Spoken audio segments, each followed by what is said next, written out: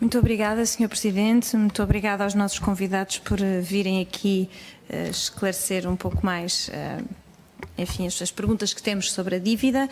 E falámos hoje aqui fundamentalmente sobre a dívida pública, portanto eu vou começar por aí. Referiram ambos, e na nossa opinião muito bem, que existem riscos externos realmente significativos para a dívida portuguesa. E estou a pensar no final do programa do BCE, por exemplo, isso foi um facto que não referiram, mas também riscos de mercado, sobre riscos que resultam de taxas de juros que poderão vir a aumentar. Sobre isto, nós em Portugal podemos fazer muito pouco. Podemos ir fazendo a gestão da dívida. Mas o que nós, enquanto país, podemos fazer é preparar-nos para enfrentar esses riscos potenciais. E, felizmente, aqui, ao longo deste grupo de trabalho, houve algumas coisas que nós já conseguimos afastar. Uma delas foi uma conversa que existiu, enfim, de uma forma mais ou menos transparente sobre uma eventual reestruturação da dívida. Essa conversa, felizmente, aqui neste grupo de trabalho acabou. E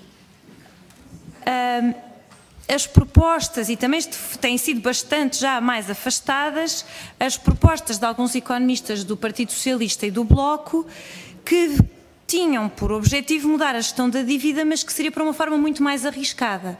Parece-nos a nós, PSD, muito imprudente mudar a estratégia de gestão da dívida para uma estratégia, enfim, mais arriscada do que aquela que está neste momento a funcionar com o IGCP.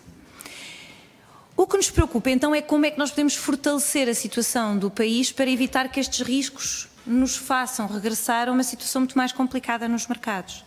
E aqui eu gostava de pegar em dois elementos. Em primeiro lugar, e não falámos muito sobre isto, mas a Comissão Europeia refere que em 2018 e 2019 existe um desvio significativo sobre a trajetória do déficit. Eu gostava que pudesse explicar porque é que consideram que existe esse risco significativo. O que para nós isto quer dizer é que, à luz dos critérios da Comissão Europeia, a consolidação orçamental não tem a qualidade que seria desejável para fazer uma consolidação sustentada da dívida pública. Preocupa-nos em particular no PSD a forma como está a ser reduzido o déficit nominal, por exemplo, os cortes no investimento ou as cativações que bateram com este governo níveis recorde. E parece-nos que também não é por aí que se deve fazer a consolidação. Mas eu gostava, se calhar, de centrar a maioria da minha intervenção no crescimento. Ambos referiram a importância do crescimento potencial. Para nós isto é absolutamente fundamental, porque, naturalmente, que a partir de agora e para o futuro, o crescimento potencial, para além das receitas, tem também um efeito sobre o denominador do rácio da dívida e, portanto, torna a dívida mais sustentada. E a nossa preocupação tem dois aspectos. Em primeiro lugar, parece que o Governo não mostra preocupação nenhuma com o crescimento da produtividade. Aliás, alguns deputados dizem mesmo que é perfeitamente natural a produtividade descer e continuar a descer, etc. Isso parece não fazer diferença nenhuma. Isto para nós preocupa-nos e bastante.